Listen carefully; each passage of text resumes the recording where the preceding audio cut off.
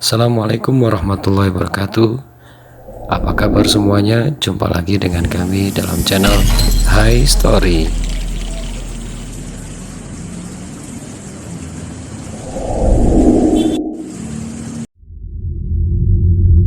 Kali ini kita akan membahas beberapa fakta yang ada di balik sosok Dracula.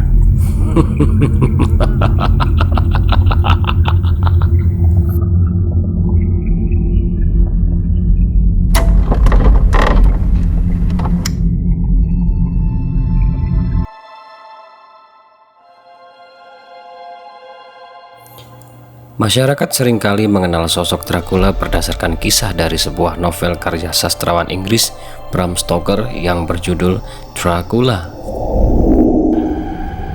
Welcome to my home. Selama ini Dracula dikenal masyarakat sebagai sosok vampir atau makhluk gaib penghisap darah manusia. Sosoknya sering menjelma menjadi manusia dan kelelawar. Bahkan banyak kisah yang menceritakan tentang hubungan antara vampir dan manusia.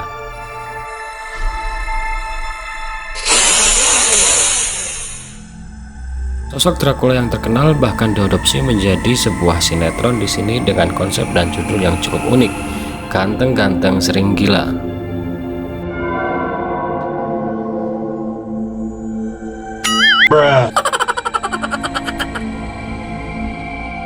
Siapa sangka jika Dracula adalah tokoh fiktif yang diciptakan berdasarkan sosok yang ada dalam kehidupan nyata yang gelap dan penuh darah.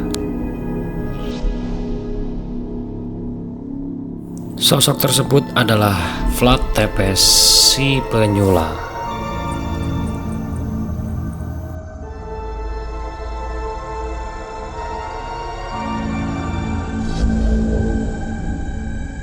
Vlad Tepes adalah sosok yang cukup mewarnai babak perang salib keempat yang mempertemukan Kesultanan Turki Utsmani dengan Kekaisaran Romawi Bizantium. Vlad Tepes sendiri berasal dari Wallachia yang berbatasan langsung dengan wilayah Turki. Vlad Tepes adalah seorang putra dari bangsawan penguasa Wallachia yang bernama Basarab atau juga dikenal dengan Vlad II atau Vlad Dracul. Nama Dracul sendiri berasal dari keanggotaan Basarab dalam Ordo Dracul. Ordo Dracul atau Naga adalah sebuah pasukan elit andalan Kekaisaran Romawi Timur yang menjadi benteng dalam menghadapi serangan Turki Utsmani kala itu. Sejak 1415, Wallachia jatuh ke tangan Turki Utsmani dan membuat keluarga Vlad Tepes harus menjadi tawanan Turki. Vlad Tepes dan Randu adiknya menjadi jaminan kebebasan sang ayah, dan sebagai gantinya harus mendukung Turki dalam perang melawan Hongaria. Vlad dan Randu dipaksa mengabdi kepada Turki dengan menjadi pasukan perang dan menjadi Muslim. Kondisi ini membuat Vlad tidak bahagia dan menjadi pribadi yang tertutup dan psikopat. Sejak kecil ia sudah terbiasa menyiksa hewan dengan cara-cara yang sadis. Ketika tumbuh dewasa, Vlad dan Randu dipercaya untuk memimpin pasukan Turki. Randu dengan setia mengabdi kepada Turki, sedangkan Vlad memilih untuk memberontak setelah berhasil merebut wilayah Wallachia. Saat berkuasa di Wallachia, orang-orang menjuluki Vlad Tepes dengan nama Dracula, yang berarti anak dari Vlad Dracul.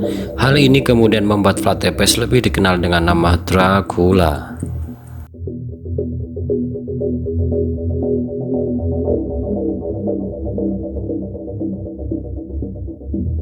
Setelah berhasil berkuasa di Wallachia, sifat asli dari Dracula yang haus darah semakin menjadi. Ia memerintah rakyatnya dengan teror dan ketakutan. Setiap orang yang melawan akan langsung berhadapan dengan hukuman mati.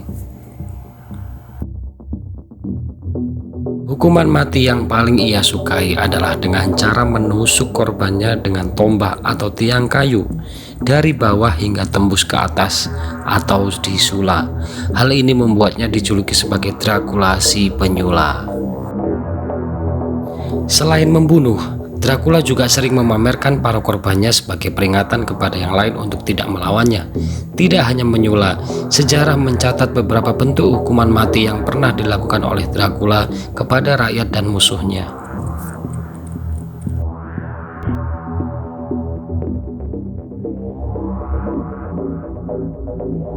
Beberapa hukuman mati yang pernah dilakukan Dracula diantaranya adalah memotong payudara, merusak organ seksual, merebus korban hidup-hidup, menguliti kepala dan tubuh, menarik tubuh dengan kuda yang berlawanan, dan berbagai siksaan lain yang tidak kalah kejam.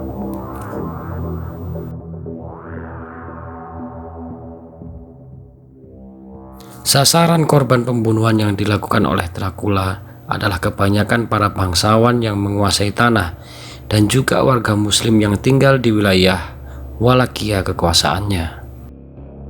Selama perang salib, Dracula yang membelot dari Turki bahkan tercatat telah membunuh muslim Wallachia sebanyak 300.000 orang. Bahkan mayoritas korbannya dibunuh dengan disula dan dipamerkan di depan benteng tempat ia tinggal. Karena kekejaman yang ia lakukan, Dracula tercatat sebagai psikopat paling kejam yang pernah ada. Hal ini terabadikan pada sebuah museum yang terdapat di negara Rumania yang khusus mengenang tokoh Vlad Tepes sang penyulah.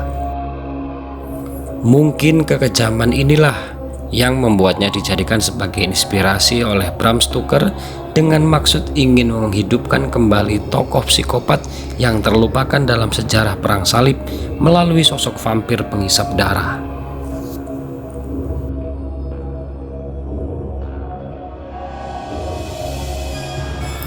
Pada akhirnya Dracula dan pasukannya harus mengakui keunggulan dari pasukan Turki Utsmani.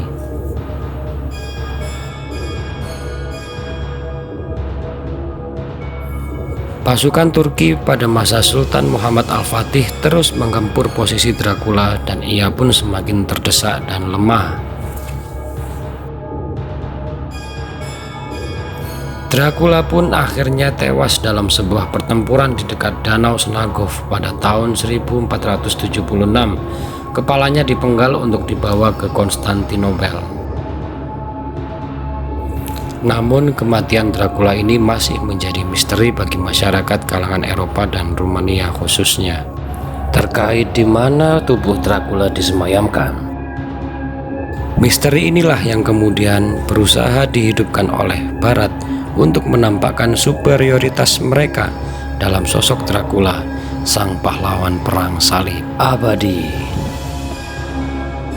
Mereka sengaja menciptakan mitos baru yang membuat kisah nyata tentang Dracula sebenarnya tertutup dan berganti dengan sosok vampir romantis yang banyak digilai wanita.